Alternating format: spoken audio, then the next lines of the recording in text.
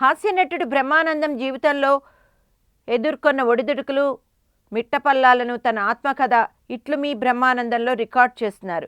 ఇప్పుడు తనెంత ఉన్నత స్థానంలో ఉన్నా బాల్యంలో తన తండ్రి గారు అనుభవించిన కష్టాలు, పేదరికం తనను ప్రతి నిమిషము అలర్ట్ చేస్తూ ఉంటాయని ఆయన అంటారు.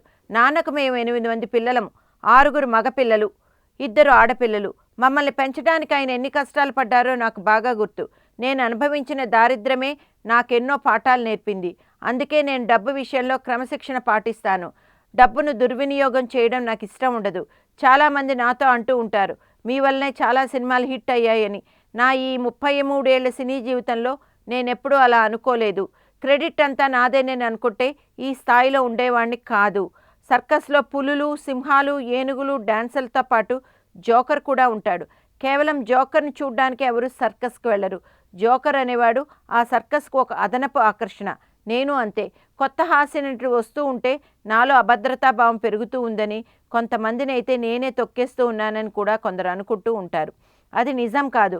అందరితో పాటే నేను అనుకుంటూ ఉంటాను తప్ప అంతా నేనే అని ఎప్పుడూ అనుకోలేదు. సందర్భం వచ్చింది కాబట్టి చెప్తున్నా.